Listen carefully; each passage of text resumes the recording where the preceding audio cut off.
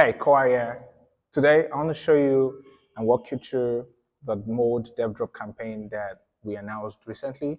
If you're a developer, there's an opportunity for you to get some fees, some funds, and participate in this campaign, get some drops of the Mode token. So the DevDrop campaign is, think of it like an hackathon, think of it like a build-a-thon. You build something of value, you deploy it to the Mode mainnet, and you get the opportunity to win some portion of the 500 million more tokens we've allocated to this drop. So that 500 million represents 5% of the entire distribution. And if you build and deploy, you get the opportunity to get rewarded. And we currently have over 130,000 users on mainnet already. That's a lot if you think about it in the time when we launched the mainnet.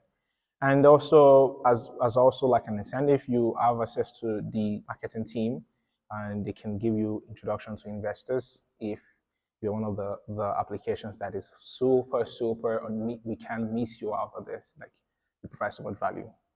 So just think of it like a build-a-thon. You build, you deploy, it drives in parts to the ecosystem, the Mode ecosystem, and in return, your DApp is successful, we'll give you out of the portion of the 500 million tokens. That's it. So that's the bottom line, the baseline of everything. It's just step you build, you register on SFS. Very important, register on SFS so you can also get some like the sequencer fee sharing portion of the contract. And epochs. So the way the thing works is every 2 weeks we have like an epoch. An epoch is a 2 weeks long portion of the campaign. So think about the campaign like a really long thing, but every 2 weeks we have like a portion, like a snapshot of the entire thing.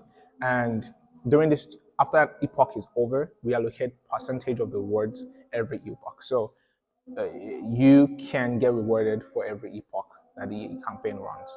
So the reward is based on some qualitative metrics that we track, and also the points that your DApp accrues and is generated for that particular epoch.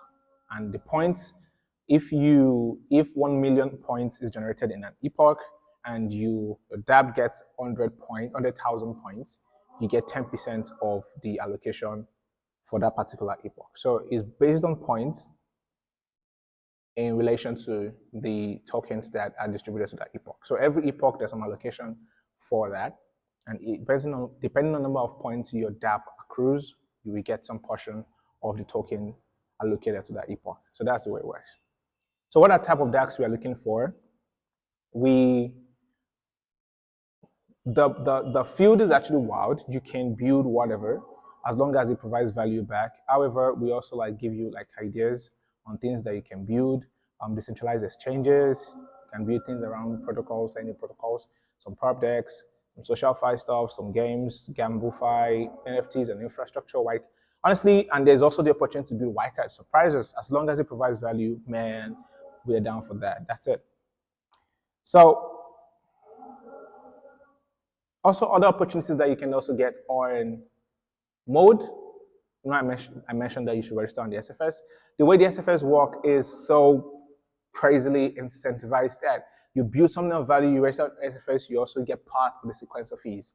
Think of sequencer fees like transaction fees. So people pay transaction to interact with your smart contract, whatever. However, you can get a portion of that smart contract now, rather than just letting everything go to the system, right? And then these applications can also use them to apply for optimism RPGF. We have an article in the works that's going to talk about the optimism RPGF in details and some of the opportunities around it. But for now, just think about it like a grant that you can apply, because we are built to the OP stack, which pushes and is involved in the is part of the optimism super chain, right?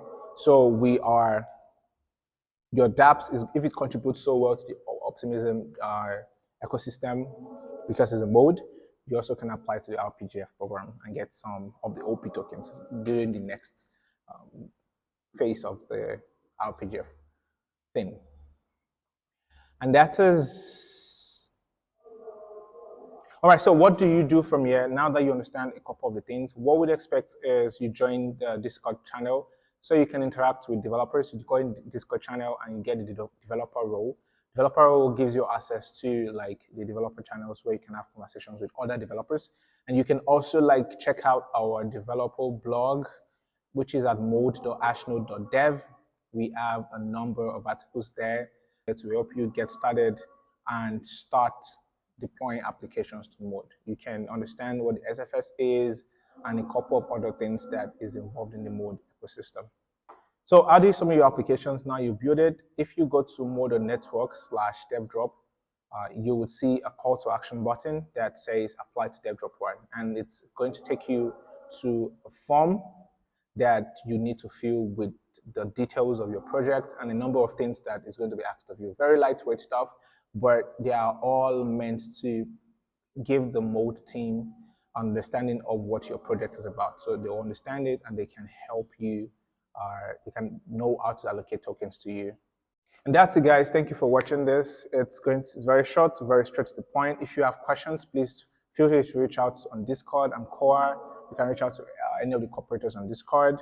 And I really want to see and play around with your dApps. So please send them in as soon as you can so we can check it out and have some fun with it. If you know, you Mode.